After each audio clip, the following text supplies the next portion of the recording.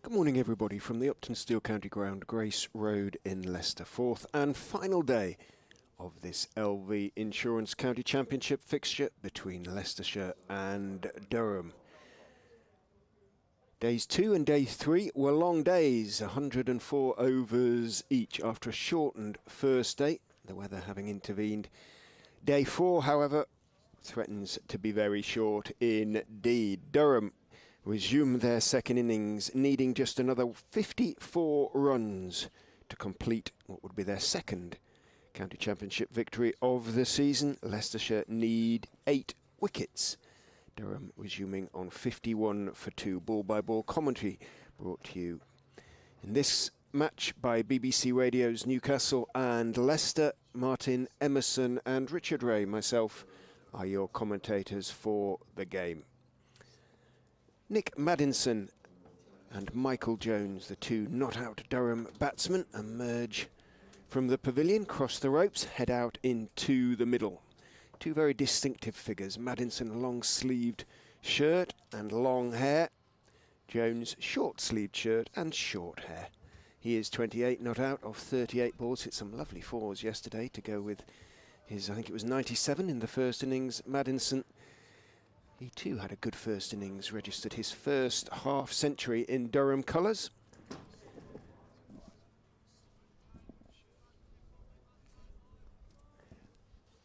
And he is 17 not out. It's going to be Michael Finan who picked up the 2 wickets that fell yesterday in the Durham second innings. Those of Sean Dixon, who was bowled off an inside edge for 2, and Scott Borthwick, who was pinned a leg before with a full swinging delivery. He also made 2 updates coming, certainly for BBC Radio Leicester. There won't be many of them, I suspect, today, so we'll get this out of the way as Finan comes in.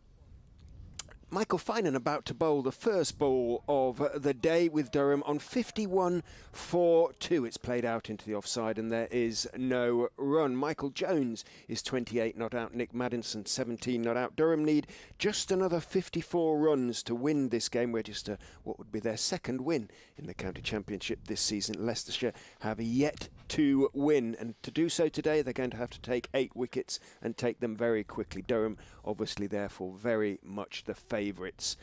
At the moment 51 for 2 and searching for the breakthrough Leicestershire as Finan comes in and it's turned into the leg side for a single. Durham now 52 for 2. Neatly off his legs by Michael. By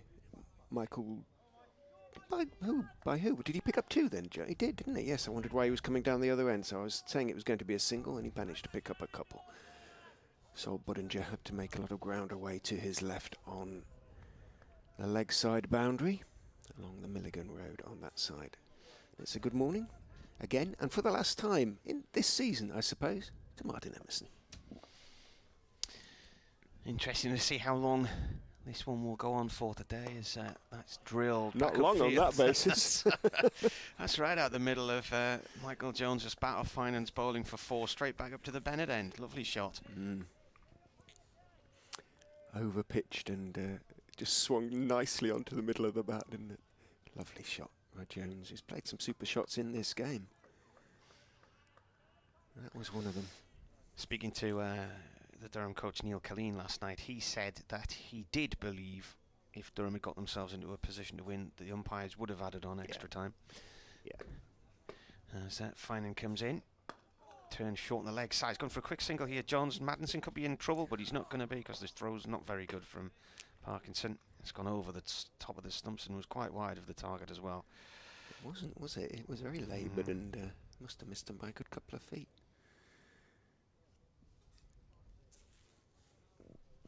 Yeah, I'm sure they'd have found a way if they'd been 10 or 15 short just to get in the extra couple of overs, because the sun was out until we finished, wasn't it? 2 days of 104 overs apiece, 2 long days. As an ambulance, blue lights flashing, goes up the Milligan Road. Final day then here at Grace Road. Finan to Maddinson. That wasn't far off the target, actually. That was quite a confident lead from the batsman. He's gone for flowing locks again today as well, rather than the man bun / ponytail. He can sometimes get it up into the helmet, can he, in that respect? Yeah, well, when he's wearing a cap, he normally has a little sort of ponytail poking out the back. It's very rad, as the skateboard community would say, I do believe. Skateboards are back, are they? Oh, yeah. The bigger and better now. Fine and in, left alone. Into the over. Yeah, that's... my daughters have got some snazzy skateboards. Fine, and one of the positives for Leicestershire in this game. Just Yeah, playing I like the second game. Yeah. And as John Cully pointed out to me yesterday, he looks to... Obviously, he watched him last week in his first game at Nottinghamshire as well, and he already kind of looks to have improved, which not every Leicestershire player has done in recent years. But he's already learning, and that's what you hope to see.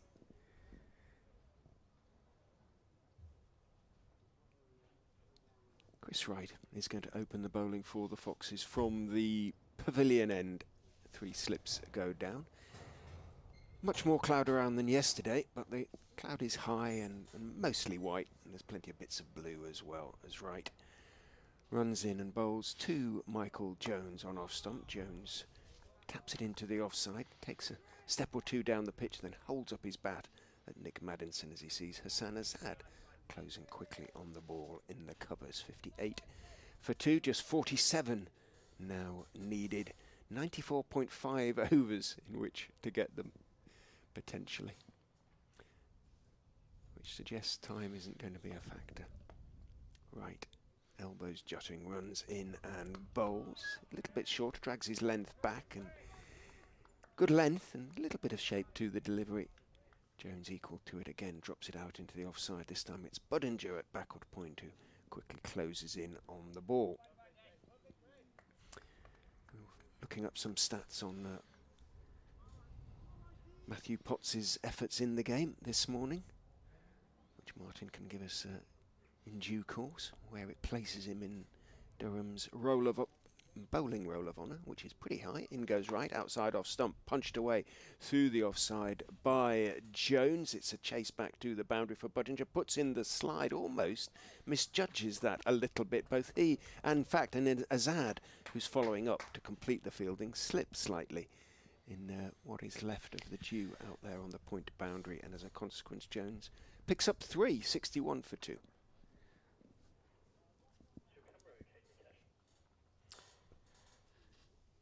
Yeah, Potts' stats. I was driving home last night thinking, where do they fit into the general scheme of things? And the third best statistics for a Durham bowler in a match, the best by a Durham bowler against Leicestershire as well, obviously. Wright is in 2 Maddinson bowls straight from around the wicket. Maddinson, as ever, on the back foot, just pushes it out into the offside off the stumps. I commentated on the day Chris Rushworth took 15 for 95 against Northampton 2014. I think James Whittaker was at that game, and then had a chat with Rushworth afterwards to ask if he'd be ready to step up to England duties if called upon, and yes was the answer, and they called up Mark Footed instead, but then Footed didn't even play. So Rushy beat Alan Walker's 14 for 177. Right in, drags his length back, played down into the ground by Maddinson, bounces backwards, and just for half a second might have thought that we were going to see another Chris Wright episode from yesterday. Hope you've managed to see that on the replays, if you haven't already. His extraordinary dismissal by Potts. When he played it down into the ground, it bounced up a good 6.5, 7 feet, wasn't it? Yeah, Because it was above his head, yeah. and Wright's a tall man. And landed square on top of the stumps. Wright turns, runs in and bowls to Maddinson, very straight again, full.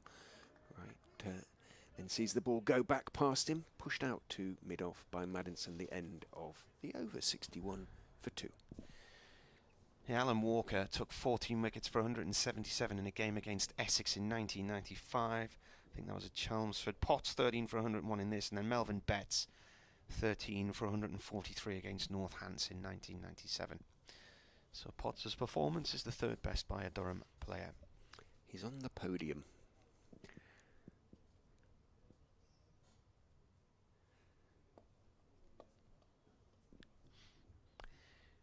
In comes Finan from the Bennett end. Shortish ball pulled by Jones out towards the square leg boundary for 4. fielder out there, couldn't get across to it in time, is Bedingham. Durham move on to 65 for 2. They need another 40 to win. He's played some cracking shots already this morning, Jones. That was a lovely shot. Had a lot of time. Quick hands as well. Did sit up a bit.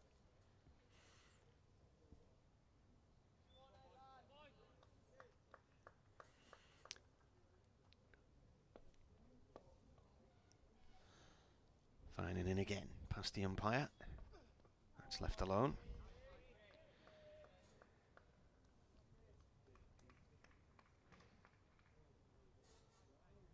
If there were any nerves in the Durham dressing room, I suspect they'll have already been settled by Jones's start. He's raced on to 42. Madison yet to score a run this morning. It's a greyish day. It's a bit cooler than it has been, but it's still pleasant. Yeah. It's around about 13, 14 degrees at the moment, but there's no wind at all. Slightly cooler air coming down from the north.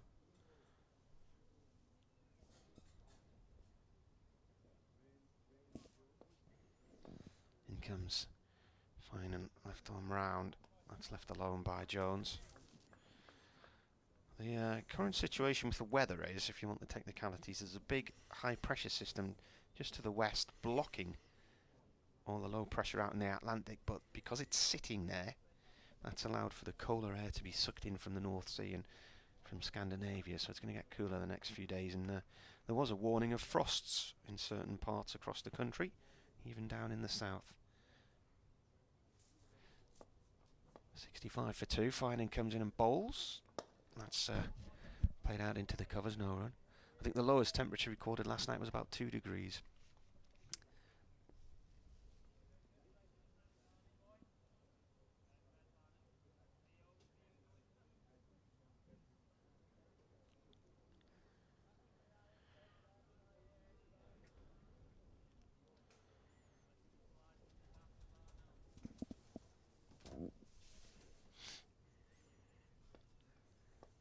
Comes Finan from the Bennett end. Jones, with a leading edge, looking to turn that through the leg side. He's gone back to the bowler, but along the floor.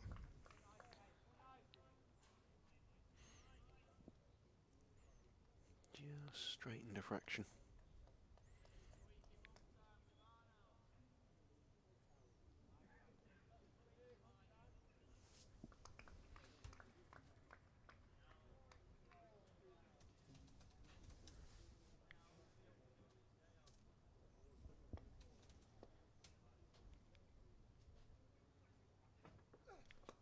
Where's that gone? It's gone through the slip cordon, wide of it, round through gully area, on the floor, down towards third man. Another one that squares Jones up slightly. 3 runs he's going to get.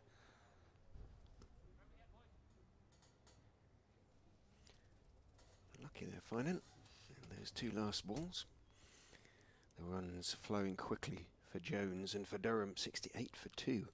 Already 17 runs added in the 3 overs we've had this morning. Now just another 37 needed by Durham to record their 2nd victory of the season. Does it take up a place or 2 in the table? Will it? What will they get? Sorry, still waiting to hear how many points they're going to lose for Batgate as well. Yes. What did they get out of this match? 5, so 1, 4, 1. 19. 21. Outside off stump from right, played down into the ground off the back foot by Jones, who's cross with himself. He just uses his right hand to thump his thigh. He feels he should have steered that away through the offside. What's happening with Worcestershire and Sussex? Because they could climb above Worcestershire. They did lose a wicket before the end of play. 39 for 1, Sussex. So they are a bit top heavy, batting side. Worcester still have ambitions then to win that one. Weather permitting down there. Yeah, can't guarantee the weather that far south. Yeah, Sussex. Right is in past umpire Lungley and bowls. Back foot defensive shot from Jones. Solidly playing it down on the onside.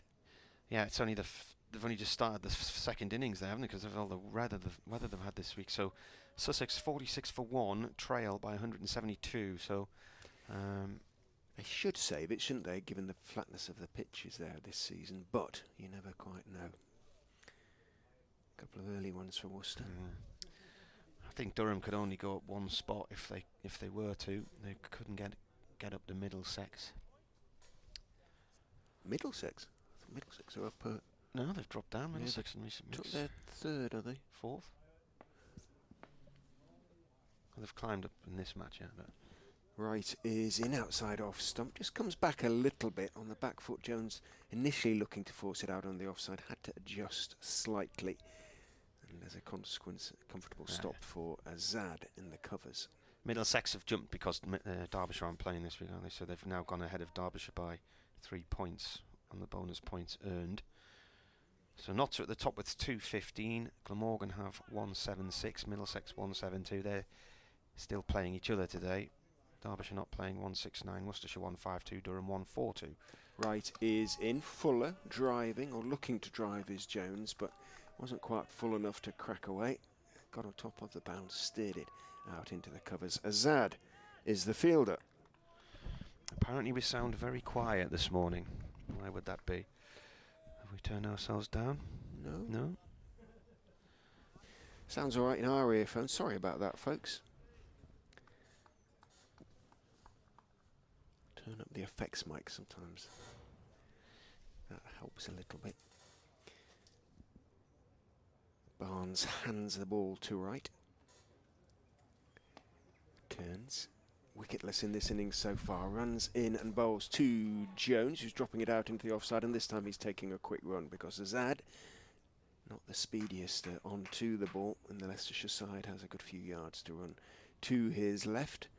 And the alert Jones takes his single, moves on to 46, 69 for 2.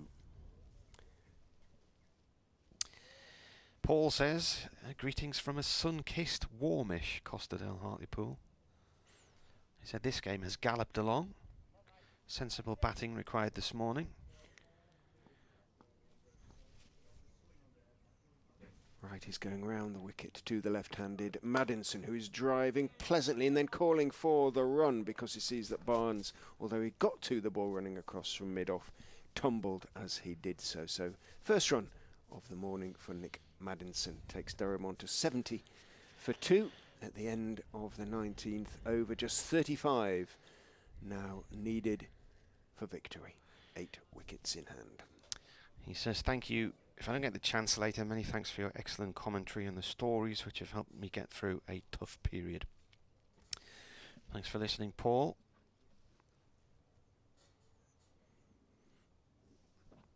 Sam says he's tried the commentary on 3 computers in the office and it sounds the same on all of them. Quiet on all of them, are we? In comes Finan to Maddinson. It's gone down the leg side, taken by Swindles, the keeper. No run there. Don't know if maybe it's the levels that have been sent out, I'm not sure.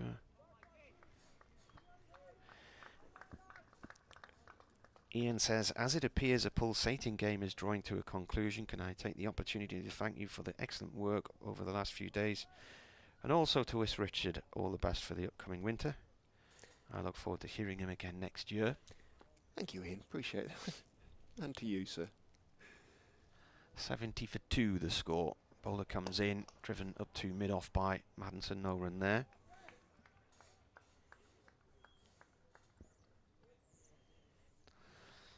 He's questioning where I might be stopping on the way home. I think I'll just be getting straight up the road.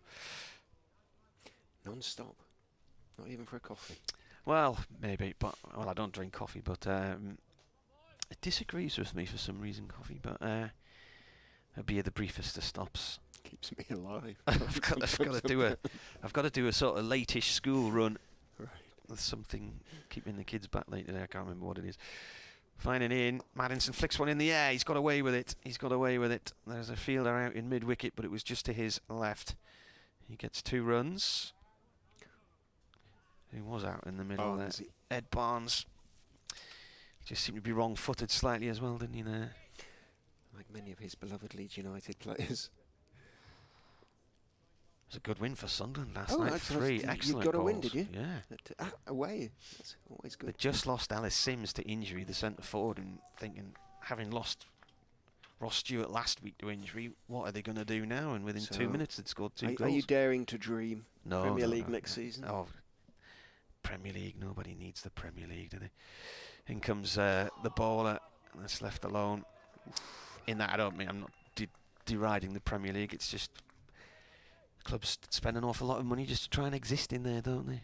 I think in an ideal world, you'd be better off doing quite well in the Championship and not quite getting up. You see, I mean, where are Watford this year? Watford are up near the top, aren't they? Who else came down with them? It's usually Norwich, isn't it? Norwich are up near the top. Yeah, they're at the top. Sheffield United. They'll all be switching places with the teams who've gone up again next year. Finding in a drive and a miss, and it's gone into the keeper's gloves from Madison. Mervyn says, I'm thinking the game against Essex you mentioned concerning Alan Walker. He had a cracked bone in his foot, but he was a Trojan of a player and a very decent man as well. He said, I won't be making any comments about the team today. Prudence forbids me. Come on, Merv.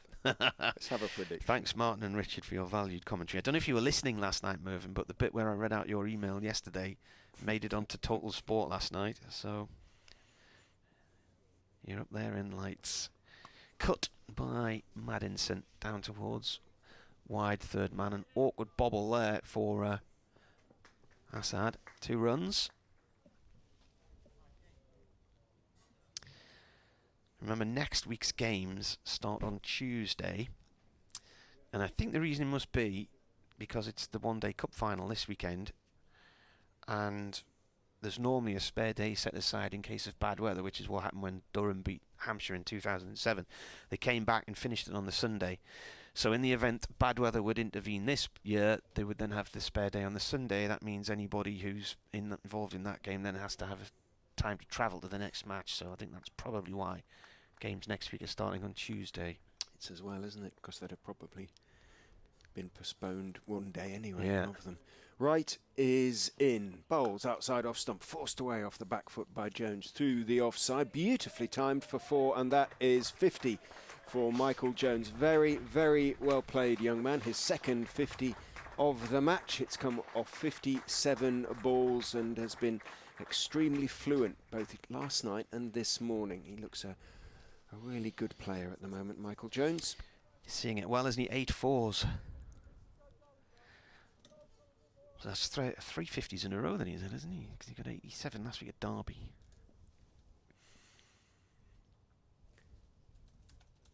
He'll want a little blob at the end of it, I suspect.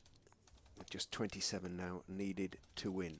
Bob's at the knees as right is in. Bowles twin bowled him. He's not going to get a blob. I think may have come off the inside edge as he went for the drive. May have swung back in. We'll have a look at the replay.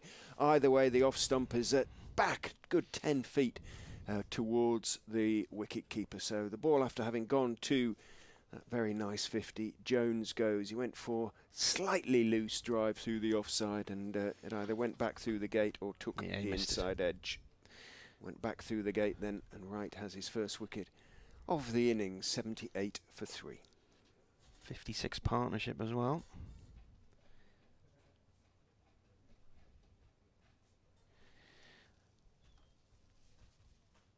Playing him, it's angled right back in that one.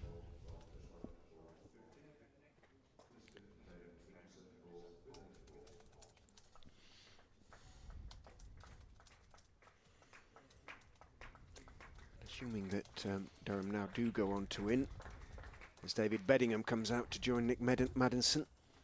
She'll be thinking, oh, for another 50 or 60 runs, it could have been interesting. That's kind of what we thought. 170, 180, never easy to chase on the last day.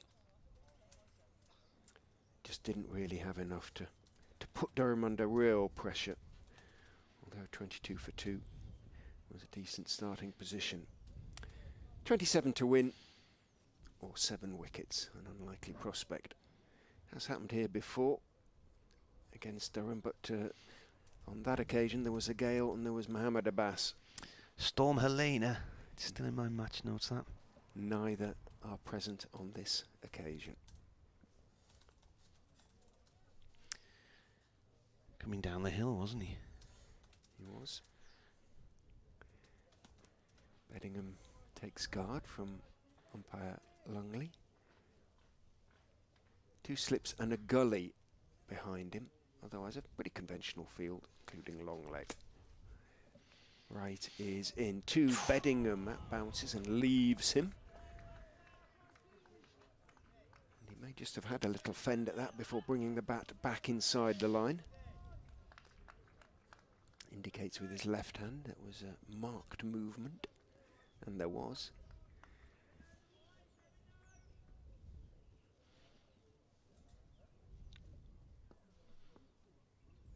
Slightly open stance by Bedingham.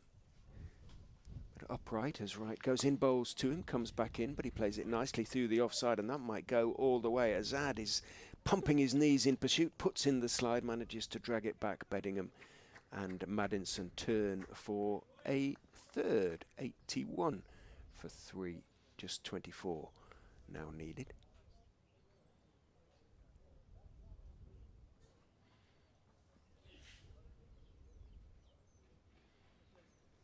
Shot through the offside. It's quite gloomy here at the moment. A couple of darker clouds overhead, but plenty of, as I say, broken cloud behind them. Where the weather's coming from, the light will improve. The floodlights aren't on, don't need to be on really. Kevin Ramsey's emailed. He said, back on the garden swing for the conclusion in sunny Aycliffe.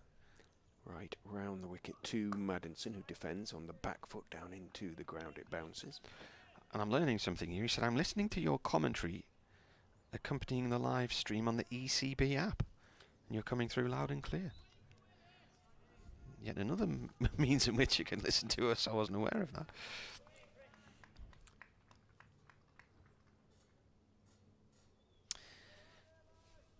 Dave says, now that James Franklin has gone, what are your thoughts on a new head coach? The return of a Durham legend, a left field appointment. Right is in. Oh, swings in, but nicely played by Maddinson. Clipped away off middle and leg out towards deep mid-wicket. Parkinson runs across from mid-on to field by the time he does so. Maddinson and Bedingham have completed 2 runs. End of the over. 83 for 3. Maddinson has moved on to 24. Bedingham has 3, and now just 22 more runs needed. He said, do I think there will be a return of a Durham legend or a left field appointment taking everybody by surprise, or promoting from within like they used to? Does he name the Durham legend? Does he mean a particular Durham legend, or is it just a... Having spoken to Marcus North, the director of cricket, he said they will advertise the position at the end of the season, so, you know, they'll get applications from far and wide, I would imagine. Obviously, Neil Killeen's in the role at the moment, former Durham legend in his own right. Do his application some good, isn't it? With a win here and maybe another one before the end of the season. I know, having spoken to people in the last week or so, a number have said they would like to see somebody like Michael Di Venuto come back to the club. I think he's coaching with Australia at the minute. He's fine and now bowling to Bedingham, and Bedingham nearly out there has flicked a ball in the air at a catchable height and has just escaped being caught at short mid-wicket. It's gone for 4, but diving to his left there. Looked like he was just going to be out from up here. Yeah, it wasn't far away. Dale Benkenstein? Well, yeah, that's another one. I was talking to Dale a few weeks ago because he's coaching with Gloucestershire and he was up for the one-day cup, but I'm sure, you know, people would be happy to see somebody like Dale back. I don't know what his contract is at Gloucester, for instance. I think he started there at the beginning of this year.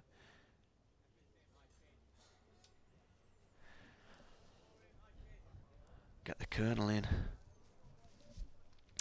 He's doing the next phase of his cricket exams, I think. I was going to say, he's got the qualification. Yeah, he's hoping to step up to become a full-time first-class umpire. That's flicked off the legs. And out towards deep square leg for 2 by Bedingham. The last time I saw Phil Mustard, I was chatting to him at Whitburn Cricket Club, and he'd been umpiring a North East Premier League match between Whitburn and Newcastle Cricket Club. He's obviously out playing in this Legends thing this week in India. But yeah, his next step is to join the county circuit as an umpire. His been doing minor counties matches. He has umpired. We saw him here. He's been here on umpiring. Has he on a one day or? One day it was, yeah. In comes Fine and driven by Bedingham. That's away through the covers. That might go for 4. It looks like it's got the legs up to the far corner of the ground. It slows now and makes it over the ropes eventually. That's 2 4s in the over from Bedingham and a 2 as well. Yeah, just 12 now needed to win. Yeah. Who else? Which other legends are out there? Collingwood's with England, isn't he? Graham Onions, is he? Graham Onions is coaching with Lancashire. Too early in his coaching career, really? Possibly. Harmy does television and radio. Yeah.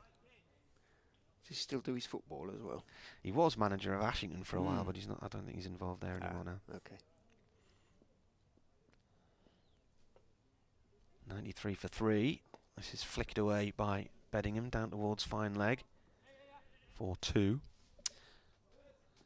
I was talking to his brother last year. No, he was playing. Ben was playing.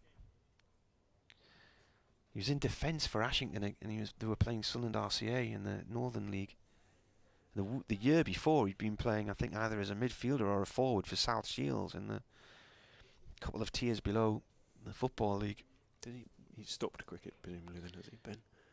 I think he's still involved with Ashington Cricket Club, but okay, yeah, but he said the knees were going. He does personal fitness and stuff. He's got a gym now, I think. Fine and balls, Bedingham defence. That's gone to the offside, no run there. It's coming up to 11 o'clock, and Durham need 10 to win. That may well happen during my update. I'll have to go next door in a mo if I am away when the end of the game comes along. Thanks for all your messages this week, all the emails and the tweets. Remember, there'll be reaction on BBC Radio Leicester and BBC Radio Newcastle and Tees once the game's finished. It's Fine and bowls to Bedingham, and he drives. That's away through the covers for 4. So Durham just need 6 to win now.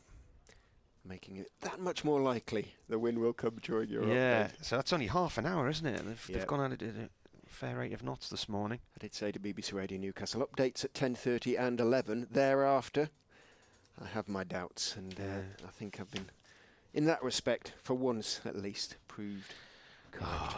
Mervyn's missed his big moment. He said, I didn't hear it, I was listening to Beethoven. The genius of Beethoven always takes priority with me. I was going to say, Mervyn, you were in the right place, probably. 99 for 3.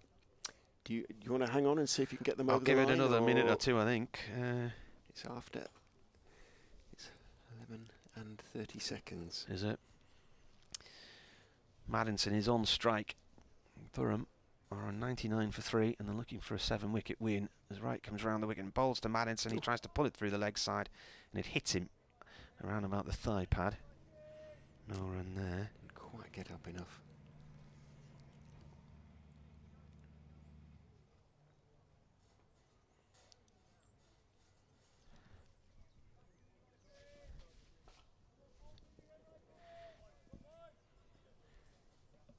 Is anyone at deep mid wicket? There isn't, so is he going to try and do this with his 6, I wonder, judging by the shot he played there.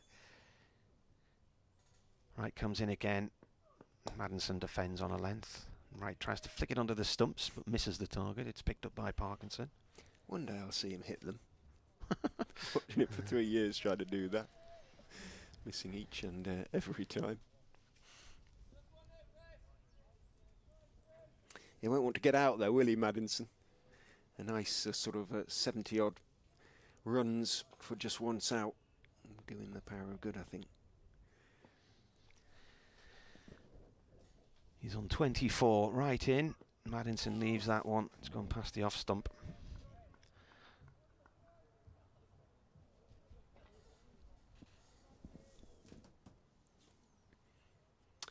Right, having a word with umpire Longley. Can't be surely complaining about running on the pitch with just 6 to win.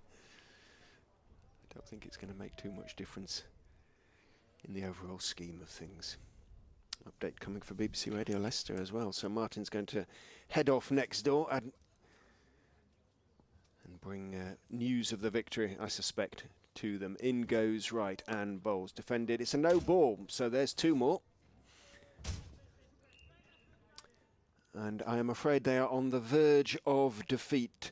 They began the day, Durham, on 51 for 2, needing just another 54 runs to win. Well, they only need another 4 runs now. They've scored 50 this morning already. They have lost a wicket, that of Michael Jones, who was bowled by Chris Wright for a round 50, 78 for 3 at that stage. It's now 101 for 3, and as I say, just another 4 to win for the visitors. That will be their second win of the season, and I'm afraid will leave Leicestershire still winless. Wright is in and bowls back, defended back down the pitch to him by Maddinson. Again, he tries to flick the ball onto the stumps and again misses them. Parkinson completes the fielding at mid on. Just 4 to win for Durham. One blow will do it. Pretty much a deserted. There were 1 or 2 faithful Leicester supporters who've come into the ground, and if the Durham fans who've witnessed the game have stayed on, we shall hear shortly. In goes Wright, bowls outside off stump, driven out into the offside. It'll be just the single as Scriven dives to his right to field. Momentary hesitation between the 2 batters, but it bounced quite a long way off Scriven's reaching right hand, and consequently running on the misfield just for once was safe enough. 102 for 3, Maddinson on to 25 just now, 3 to win. Wright goes back over the wicket to the right-handed Bedingham, just the 1 ball left. And what is his 10th over? 1 for 42, his figures. Wright is in, bowls. Bedingham is squared up slightly, thick outside edge, runs along the ground to Patel in the gully, and it is the end of the over. Parkinson has the ball in his hand. Durham supporters will have heard me say to BBC Radio Leicester that Leicestershire again winless. They have 2 games left, obviously, after this. Middlesex come here next week, still pushing for promotion potentially, and they finish with a game at Derby. They will not want to go through the season without the win. Last time they did so was 2013, my first season of commentary with the Foxes. They were also winless in 2012, so that was a couple of seasons for Leicester supporters. I think, was it 35 matches, 33, without winning. In goes Finan and bowls, just dropped into the leg side by Nick Maddinson. Eddie Barnes closes quickly on the ball, so no run possible, and Martin is hurried back alongside, so the win didn't come during the update. Yeah. He'll be able to talk you through. I've just done the maths. It should come. This will only be Durham's 2nd win of the season in the county championship. It's 123 days since the last one. That was May the 15th against Glamorgan. Maddinson on 25 is fine and bowls, and he defends. Well, that winless run I was telling about before we started, 2012 and 2013, Leicestershire went, I think, over 900 days without a win. I think it was getting close to the 1,000. Yeah, I think, didn't Derbyshire go past 1,000? Quite possibly, yeah. Quite possibly. In fact, I'm sure when Fletch started covering them, he never saw a county championship win for about 3 years or something like that. I don't think so. I think they had a couple. Nottinghamshire was 33 matches. In comes Finan, that's left alone. 995, somebody suggests to me, was Leicestershire's number of days without a victory. 2012, 2013 and 2014 before the win at Essex. And it's a year now, isn't it? Was it 12th of September or something last year when they beat Sussex? It was.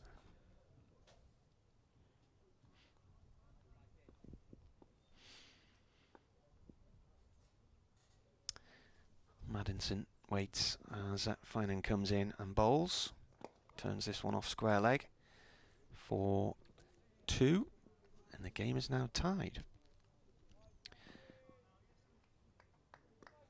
A few years back, 1996, Durham didn't win a game, and then having got into the first division in the first year of 2 divisions in 2000, finishing, I think, 8th, which was their highest finish, and they got relegated. Highest that finished in the county championship. After that, them and Derbyshire, they they just swapped places at the bottom for a few seasons until Durham eventually, with the arrival of Mike Hussey as skipper and Dale Benkenstein, managed to get promoted in 2005. There's the win. That is a lovely drive from Nick Maddinson, and he's played that off fine and up past mid-on for 4 to the Bennett end. So Durham win by 7 wickets. They finish on 108 for 3, and it's taken them 23.5 overs, and it's taken them this morning 37 minutes. Well played, Durham. Good game. 7-wicket win, another heavy defeat really for Leicestershire in a season of heavy defeats and a handful of draws, so much for them to think about. 1 or 2 positives in the game, 1 or 2 individual performances, but it's been the story of the season. 1 or 2 good individual performances, but collectively simply not good enough. Certainly not in the face of an outstanding bowling performance by Matty Potts. Yes, what a star performance from him. A reminder of just why he was involved with England. So Maddinson is finishing on 31. Bedingham finishes on 19 and put a little punish there of 30 in time at all. So Durham picking up 21 points from this game, 4. And their first win in 123 days.